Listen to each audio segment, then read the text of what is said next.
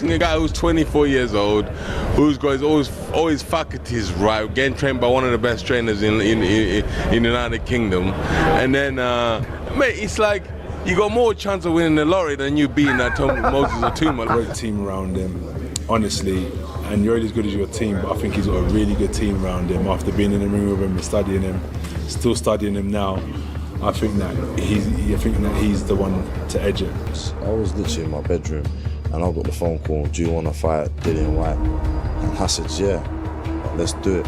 Like it wasn't like, maybe not that, no, scrap that. I said, if it's now. Derek Chisora comes in sharp, no holding back, no diplomacy, no pleasantries. He's almost baffled by the logic behind Dillian Whyte stepping in with a young, hungry force like Moses Itauma. The tone in his voice says it all. This isn't just another fight, it's a dangerous gamble against a man whose rise is only just beginning. Chisora doubles down with that trademark grit. You're boxing a guy who's 24 years old, has all his faculties, and is being trained by one of the best in the UK. It's both a warning and a subtle nod of respect for Itauma's growing arsenal. Then I don't know why you're taking that fight, for what reason, and he goes, oh, he don't care, you know, my friend, you know, so I was like, listen, just be careful, and I messaged Moses, I'm like, Moses, just fight him, but don't put him to sleep. Almost cheekily, he adds the kind of offhand line only Chisora could deliver, do the job, just don't put Whyte to sleep too badly. Playful, cutting, and laced with an unspoken truth, Itauma is dangerous enough to end the fight in a blink. But Chisora doesn't stop there. He sums a guy who's 24 years old, who's got his always faculties right, getting trained by one of the best trainers in the United Kingdom, and then mate, it's like you got more chance of winning the lottery than you beating that Moses Itauma. Let's be honest. It up with one of his bluntest metaphors. You've got more chance of winning the lottery than beating Moses. Brutal, yes, but realistic. It shows just how little belief he has in Whyte's chances of pulling off an upset. And Chisora isn't alone in that view. Praise for Itauma has been flooding in across the boxing world. Adam Smith, one of the sport's most respected voices, highlights Itauma's perfect record and glowing reputation among heavyweight. I think obviously he starts as a favourite because of his form. He's undefeated in 12, 10 knockouts, perfect record as an amateur. And I've said many times what I love about Moses is the fact that other great heavyweights talk about him in such glowing elites. Smith offers a note of caution. Boxing is full of banana skins, but ultimately his verdict is clear.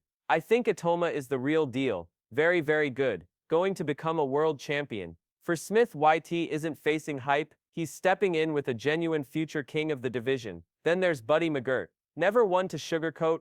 I'm going to be 1,000% honest with you. I've never seen Moses fight, so I really don't know what he's ready for. He's got to bring it all. I mean, you know, I says, Dill, listen, let's just be realistic here. What could this kid do that you haven't already seen? But can that kid ask the same question?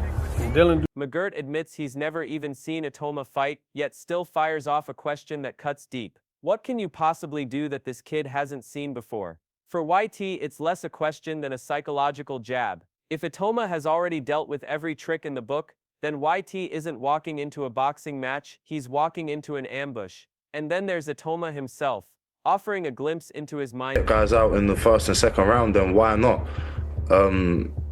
Like, if anyone was to see how I train in camp, like for this fight, I've done one 6-rounder, two 6-rounders, two 8-rounds, and the rest have been 10s. He says it with calm confidence, not arrogance. If you can finish them early, why drag it out? To him, quick knockouts aren't accidents. They're habits. His camp has been filled with deep, punishing rounds designed to sharpen every tool, so that Whyte feels the pressure from the opening bell. Enter Tyson Fury and all subtlety goes out the window. The Gypsy King fires straight for the jugular, mocking Whyte with his infamous nickname, Dillian Whyte Knickers. It's more than a jab. It's a brutal statement about courage, or in Fury's eyes, the lack of it. Delivered with trademark disdain, the message is clear.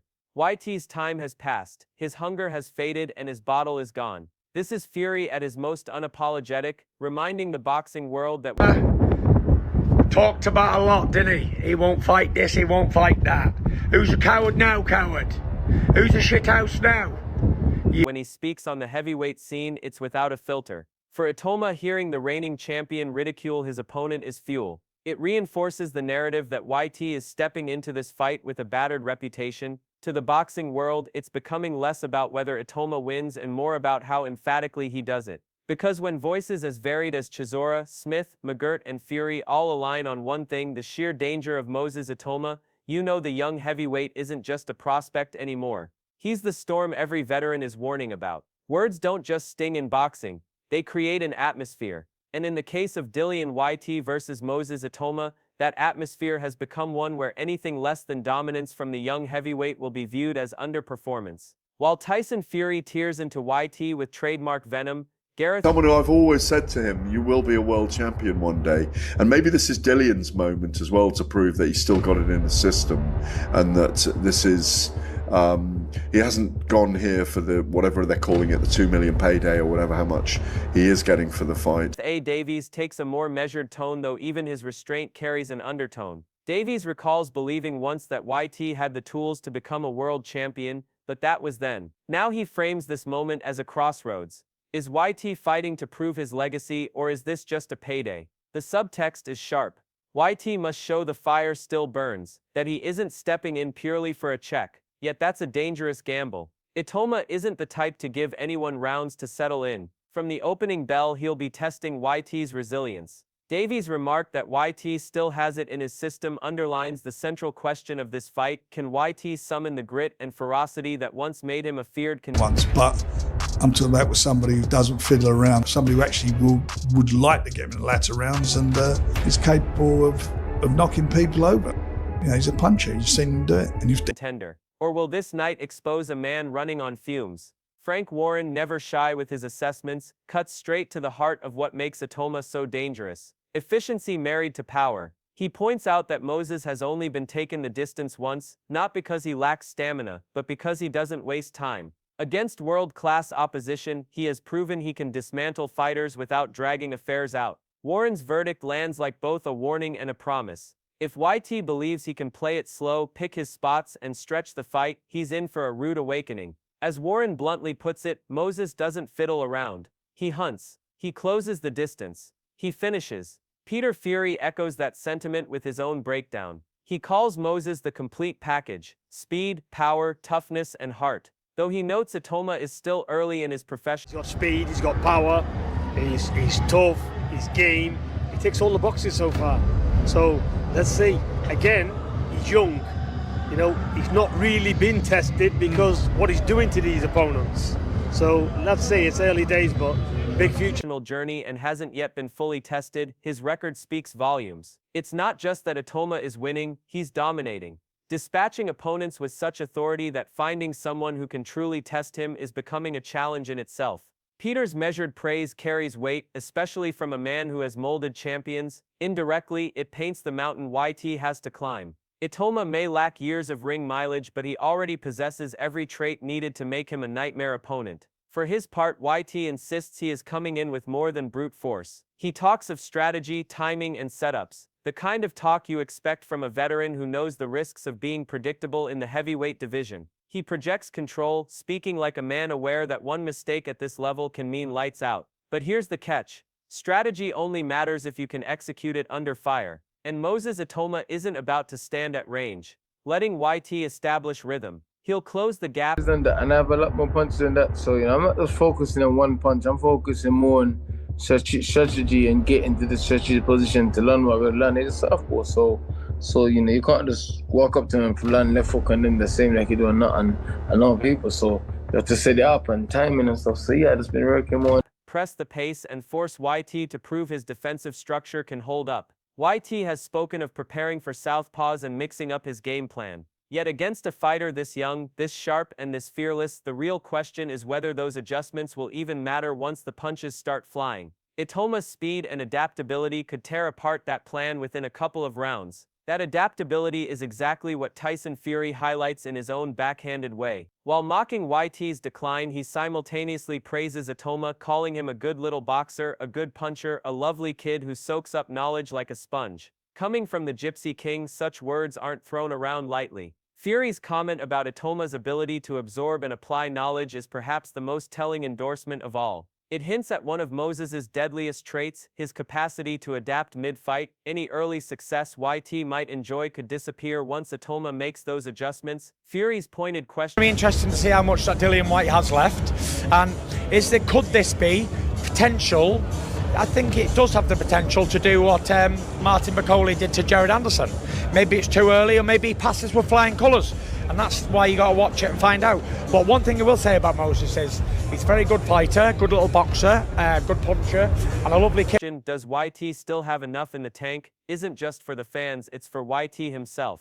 If the answer is no, this fight won't be competitive. It'll be a showcase for the young phenom, another step in the making of a future champion. And with voices like Davies, Warren, Peter Fury, and Tyson Fury all sounding the same alarm, the message is impossible to ignore. Dillian Whyte isn't just fighting a prospect. He's fighting inevitability in the form of Moses Itauma. Johnny Nelson gives Dillian Whyte credit for his fighting spirit and willingness to face anyone anywhere. He frames the bout as a good test, but then drops the word that changes everything.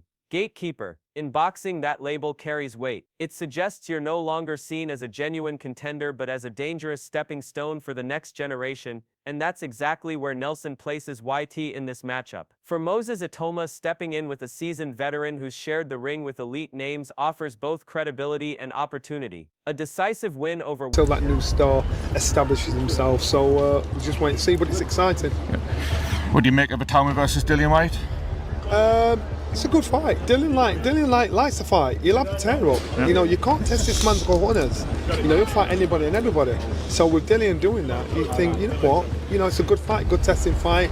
And like, you know, YT wouldn't just strengthen his record, it could catapult him higher in the rankings and cement belief that he's ready for the division's biggest challenges. If Nelson's verdict feels sharp, Tony Bellew's assessment leaves no room for interpretation. Bellew openly hails Itauma as the future of the heavyweight division. He praises his skill set, his assets, his complete toolkit, and while he raises one small concern, Moses' size, he dismisses it quickly by pointing to Oleksandr Usyk's success against bigger men, including Bellew himself. The Usyk comparison isn't about style but about mentality. Like Usyk, Itauma has the belief and ability to dismantle larger opponents. Bellew's remark that Moses is next in line is massive. It elevates Itauma beyond prospect status, positioning him as the heir apparent to the heavyweight throne. For YT, hearing such praise must be unsettling. It's one thing to come in as the underdog. It's another to feel like the boxing world has already begun scripting your opponent's coronation. And that's what makes this fight compelling. When the bell rings, it isn't just Moses Itauma versus Dillian Whyte, it's youth, hunger, and momentum colliding with experience, grit, and a career. He's the next in line. I think he's the future of the heavyweight division. I think he's an outstanding talent. I think he's got a good team around him, Ben Davison and Lee Wiley. Wiley is the brains that study everything, and they use what we call video analysis now in boxing. They're the fighting for relevance. For Itauma, a dominant win sends a message the new era has arrived. For YT, this is more than pride, it could be the last stand of a fighter refusing to fade quietly. The stage is set. One man is fighting for the future, the other is fighting for the present. The question now is simple. Are you backing Moses Itauma to confirm his destiny, or Dillian Whyte to shock the boxing world?